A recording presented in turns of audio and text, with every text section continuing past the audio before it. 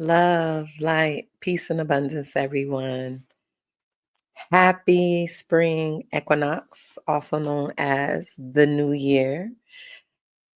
It is on March 20th, 2025 already. We are already almost at the completion of the first quarter of this year. And it seems like time is zooming, flying by. I can't believe we're about to be in April. It's amazing and it's exciting because we just came out of the full moon in Virgo. And I touched on it in the last episode. And I hope you did a little research if you listened to the last episode about the full moon, the full moon in Virgo and all of what was available for us, because another portal has now opened and we are stepping into a new chapter. It's like the new book has now begun with us being in Spring Equinox, also known as the New Year. And for those that are not familiar, spring is considered the beginning of the new year, because spring denotes life, right? The seeds are budding, are sprouting, the flowers are blooming. We start to see the leaves again on the trees. This is the time where life that had been hibernating comes out of hibernation, because the blanket that was placed on the earth in different regions, um, is now being removed because winter is now gone. So winter is not considered the new year for those that operate according to the rhythm of nature, because of that reason. So with that being said, I have already cleared the space and open up the channel, and we shall see what transmission comes through for us today. I'm very excited, because with the full moon, I experienced a newness, right? It felt very grounding, and it felt like the pieces of the puzzle had came together and I was able to see the picture more clearly. It felt like the fog had been lifted. And I heard one of my favorite astrologers share, if I recall correctly, that Mars is no longer in retrograde, which lifted a fog as well. I don't have the particulars when it came out of retrograde. However, either way, we would have been in the shadow period. So we would still be experiencing the energy of that. Venus is in retrograde, and I believe it is about to come out of retrograde, and Mercury is about to go into retrograde.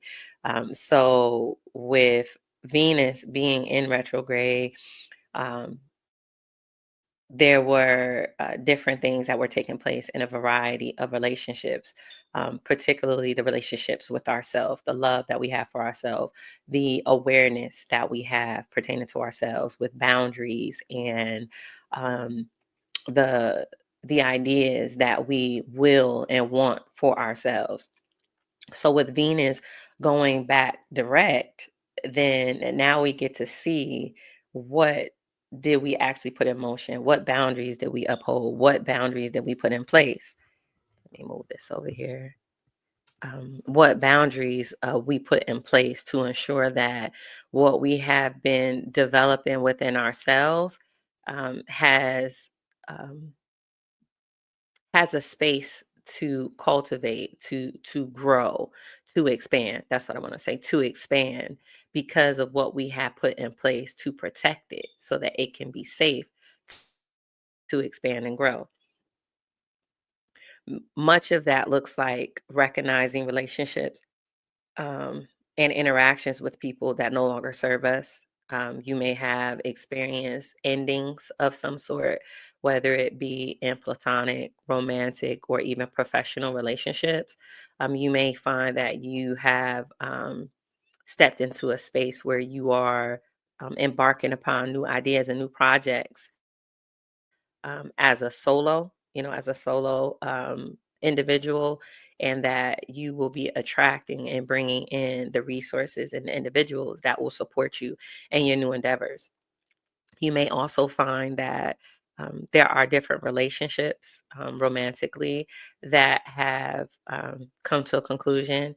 People may have spoken up, and this is still relevant to now. There still may be people that are in your energetic space, energetic sphere, that are going to be speaking up about different ideas, either how they feel about you, different thoughts that they have pertaining to you all's relationship, that you may not have known that that was their thoughts and their feelings. You may have discovered where people have been being other than truthful, and and it has placed you in a position where you have to make decisions that are best for you. However, ultimately, there you may have experienced and may be experiencing and will soon experience new knowledge and truths being brought to your conscious awareness so that you can make some informed decisions for your own journey and path. And if you find yourself in that position, I want you to know that you are already equipped with everything you need to make the best decision possible for yourself, for where you see yourself going, the plans and the goals that you have for yourself. I also want to remind you, Spirit is sharing with me to remind you of any event that there is someone from your past that represents themselves or reappears into your current timeline, that you remember. Okay, that you remember what was done to you. You remember how they treated you. You remember the decisions that they made and how they affected you. And this remembering is not from the standpoint of holding on to it or trying to punish someone. However, it's important for you to remember so that you don't get caught up in the loving and beautiful nature that you are, right? It's important to hold people accountable for the decisions that they made that affected you, right? Ultimately, all of it was part of your growth and development. However, just because you um, recognize it as such doesn't mean that you have to allow that energy back into your sphere again. You can learn the lesson, see the beauty and the positive in the experience, and leave it at that. You, it is your choice of whether or not you want to allow that energy back in. However, Spirit is wanting me to make sure that I share that you have completed that lesson. There's no need for you to revisit that chapter, um, because there is new that you're calling in, that you have earned, that is on its way. So, for whoever that resonates for, that message is for you. If it doesn't resonate, just leave it, let it fly. Um, what is for you, receive it. If it's not for you, just lovingly leave it for the next one in the tribe that is intended for. Um, you may have also experienced where you have had some emotional releases throughout this past week, because space is being made energetically for the new that you are calling in, the blessings, the rewards, the opportunities that are coming your way. Space needed to be made to be able to ground in the energies. I know for myself personally, I've been experiencing moving between dimensions, and I can feel it because when I'm supposed to be asleep, I'm still awoke. However, I'm not consciously awoke where like my eyes are open the whole time. However, it's like I have this lucid experience of traveling. And there's different things that I'm doing in my sleep that's helping me ground in the energy that I am pulling in from the different dimensions that I'm visiting. So You may find that your sleep patterns are different, they're shifting. You may find where you're staying up much later than what you normally do, or you may be waking up earlier. I found myself waking up between 4 and 6 a few times this past week. And they say that between 4 and 6, primarily around 4, is the ideal hours to commune with source, to commune with spirit, your spirit guides, God, Jesus, whoever it is that you identify or acknowledge. And that's because that's when the veil is the thinnest between the earth 3D dense reality and the 5D spiritual divine reality. And you may find where you're dreaming more, and there are messages and communications in the dreams, or it may be energetic downloads, it may be integration taking place, or calibration, recalibration. I've been experiencing different recalibrations as well, um, as I pull in these new energies and frequencies from the different astral realms as well. It is important for us to be open to the vastness of the unfolding of the divinity of the plan that's at hand, right? It is much beneficial to us all if we release having a rigid way of thinking. Excuse me, I keep rubbing my eye because I've it's itching and I feel like I have something in it. It is beneficial for us all to release any rigid and strict visions and ideas of how we think things are going to unfold, um, individually and nationally, universally. Um, there are many things that are taking place that seems like it is chaos and confusion. However, before the calm, before the settling, before the balancing, before the reckoning, there is always a moment of chaos because things have to be shaken up, right? Things have to be loosened in order to be released. And you may be able to bear witness to that in your own personal life where you've gone through different storms, right? And it felt like, oh my God, like another thing, like I if I if one more thing gets put on my plate, I don't know how I'm going to be able to balance it out, how I'm going to be able to endure, right? And then that one more thing gets put on your plate, and guess what? You endure. You're able to get through it and make it on the other side. And once you get on the other side, you're able to look back and you're able to make sense of and understand the meaning and the significance of all of those things that were placed on your plate that seemed like it was a storm or chaos that was taking place. I don't know what's going on with my eye. Excuse me.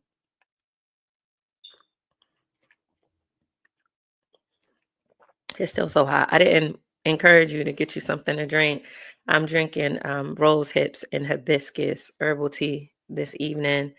And oh, that's another thing too. I had part of what I did in preparation for the new year, for the energies that was coming in from the full moon, was I did a cleanse, a juice cleanse.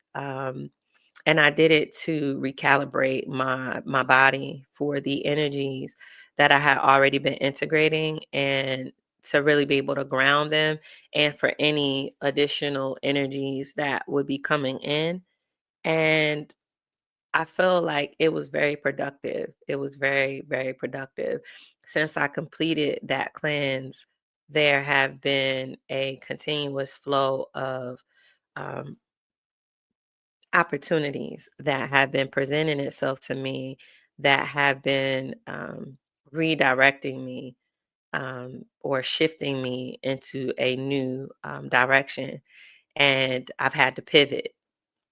And I remember there was a time before where I was presented with a similar pivot, and I wasn't in a place where I was open completely because I didn't understand what was happening with all of the messages that I have been receiving, and the direction and the vision and all of the things. And then I was being shown that it was time to pivot in another direction. I was just like not able to process it. However, now I'm able to process it, digest it, and actually embody it. And I'm very excited about it to see what opportunities are going to present itself throughout this pivot, right? What's going to be on the other side of when I'm standing, face to face with the embodiment of the pivot.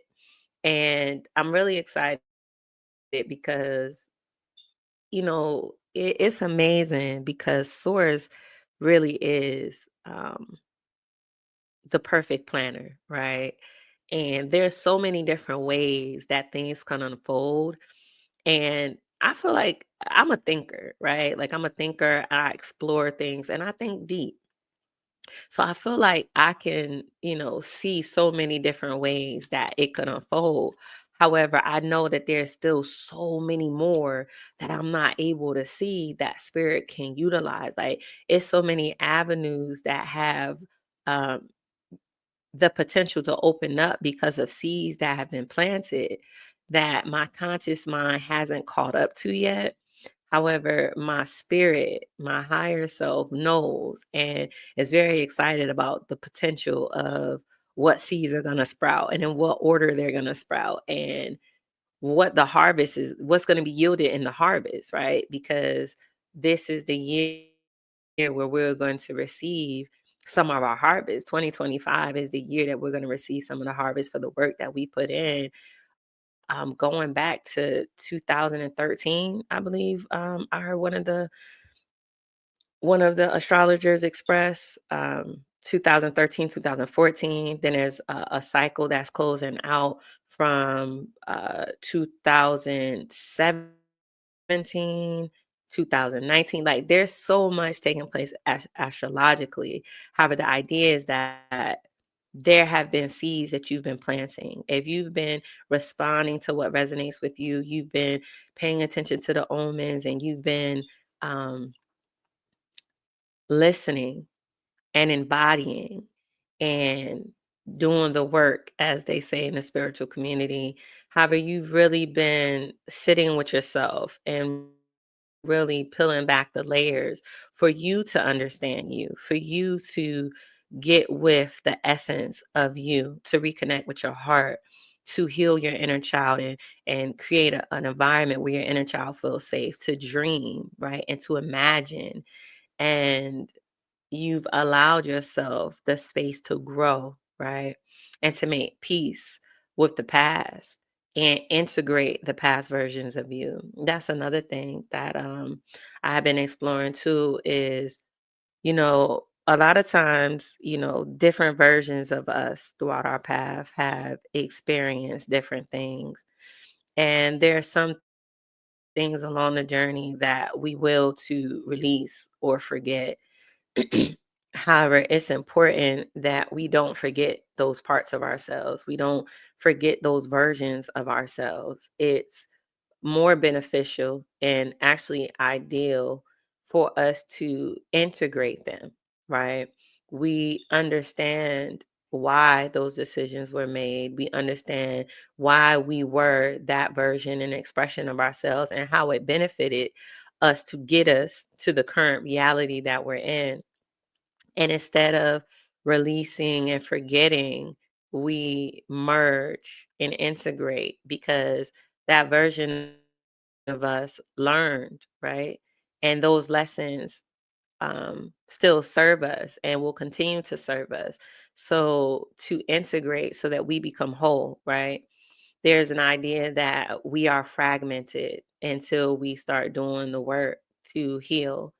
And this visually can be seen as in this example of being a child and you being very inquisitive, right? You being very inquisitive and being very talkative. And for those who that don't know, inquisitive means that you're real curious. You ask a lot of questions, like you want to know a lot of things. So you ask questions. And if you grew up in a kind of household where your parents or parents were imbalanced, then you may have experienced that in you asking questions, they shut you down, where they told you stop asking so many damn questions, or children are to be seen and not heard. There was a part of you that was left in that space, in that moment in time, on that timeline, I'll say it that way, on that timeline, that you need to collect, right? Because being inquisitive and is a valuable part of who you are, especially when you are looking to grow and dream and remember, right? The essence of who you are. Because remember, this whole thing is about remembering who you are and what you came here for. So being inquisitive is part of that. So you may have turned into an adult that doesn't ask a lot of questions. You may have the thought, however, your programming from being a child tells you don't ask the questions because there's going to be some type of backlash.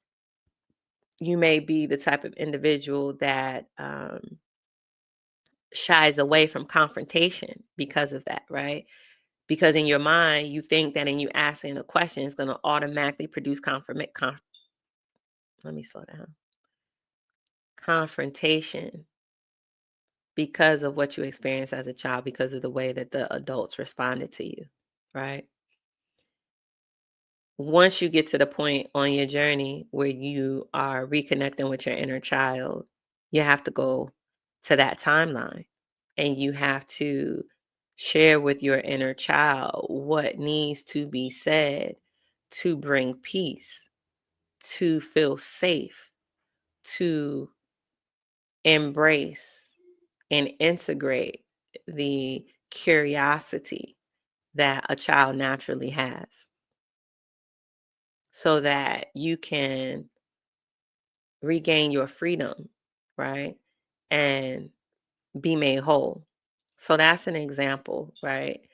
And I realized that that process has um, given me quite the foundation that's needed to move forward and to even be comfortable in the pivot, right? Because I've reclaimed the parts of myself. I called back my power and I revisited those timelines to assure my inner child that she is safe to be who she is and to express herself and to hold her boundaries without being concerned about the offense that someone else may have, or the emotion that someone else may be experiencing as a result of it, because ultimately that has everything to do with them and nothing to do with me. So these are some of the things that you may have been experiencing or you are about to embark upon, because in the timeline that we're in and the blessings and the rewards of the harvest that's coming, it's important for us to be whole. So if you haven't already, I do encourage you to check out my website. It's shineyourlight777.life. And I offer a variety of services, and the Temple of Divine Remembrance is there as well. So if it resonates with you to check out what that is, there is a very detailed explanation in all of the offerings there, and it's being held. The container is on Patreon. There are free offerings over there. So if you want to go and check them out, I would definitely encourage you to do so. It is important for us to remember the divinity of who we are and to fully step into the divinity of who we are, so that we can, first and foremost, we can see who we are and we can bear witness to the power and the majesty and the beauty that we've known is housed within us all along. because of the divine connection that we have to source. And this process will also ensure that we have our own unique connection to source that is not determined by anybody else, right? Like nobody else should be able to put you in a structure of what your relationship, what your connection to source is supposed to look like. And if it doesn't look like this, then you're with the devil or Satan or whomever, people say. Um, no one has the authority to do that. You know, whatever your walk is, it may be different from my walk, but it doesn't make your walk any more correct or any more divine than mine. And because mine is different, it doesn't make it any less than the next person. So I encourage you to embrace what resonates with you and to release the need for approval from anyone. And I'm saying from mother, father, children, spouse, bestie, employer, whoever, the only approval that you need, you've already been given because you are created in the image of the Most High. So I will that something in what has been shared resonates with you and that you feel the love from today's transmission. um, I will that you feel grounded. And if it is that you were needing confirmation or inspiration, I will that you received it in today's transmission as well. If you are familiar, then you know that we are at the time of poetry. And if you are new here, I am about to read a poem that I have written. I read a poem at the end of every episode. And I have one that is resonating with me to share. And I do have it memorized, but just in case I need a little reminder, I'm have it pulled up. Um, this poem, oh, excuse me. This poem is called I Surrender.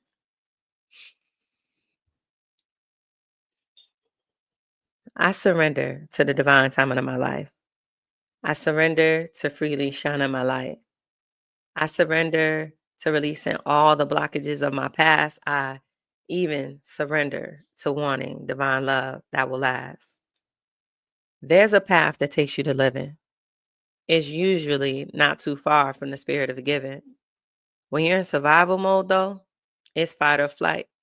You hold on tight to everything in sight. Myself, wait a minute. Myself, I had to relearn relinquishing control. I understood clearly I was fighting for my soul. As some of you may fathom, this is not an easy feat when your every decision determines how well your seeds eat. I remember the ugly times, alone in the car so no one would hear my cries, burning trees by the water to bring balance to my mind, affirming to myself I will stop in due time. Never really seeing physically, always my intuition guiding me. I remember telling my babies, trust me, this decision is resonating within. You'll see. I trust the Most High. I always pray He be proud of me. For my actions unseen and unknown, given freely, because only Allah truly knows. The sacrifices I made to remain loving, despite the murky layers of struggling. I gave to others because of what was given. Living waters, moonlit skies, and the ability to breathe. I was the answer prayers I willed for me. Sometimes it felt like that was all I had. Then I remember the promises that said, money, good homes, and friendships in all walks of life is what I'd have. So I amped up my trust. I leaned more into my love and nature. And when things got uncomfortable, I'd adjust. I gave until my adrenals were exhausted. Whole time knowing my heart was being recorded. This was the cost, and I paid it humbly to be counted as a chosen. I stand before you expressive and unbroken.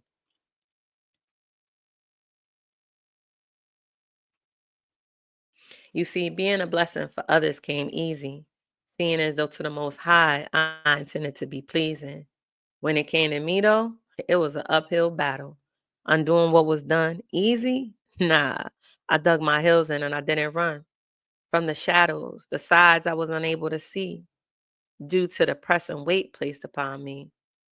There was a time I felt like I was fighting my way out of a brown paper bag, all the while remembering a life I once had. Little did I know a signed I do will be the beginning of my greatest. Robin, I see you. I have forgotten parts of self, buried and put away on a shelf, only to find in due time I'd remember and I'd look for myself. I'm honored to say that I found her. I unravel layers of what was sent to convolute my purpose. When you see my smile, my glow, my blessings, know I deserve this. I didn't quit, waver, or falter. I remain focused on being the Most High's daughter. Now I'm free, at peace, and I'm sharing my healing energy, y'all. I'm finding my way in this world and where I truly belong, knowing I can't go wrong. Guided by signs, messages. Wait, wait. Guided by signs, divinity, messages, and synchronicities. Like the butterfly fresh from the cocoon. I'm stretching my wings and I'm getting used to all this room. I'm excited to confidently pop my shit because what's coming, I paid for all of it. I surrender to the divine timing of my life. I surrender to freely shining my light.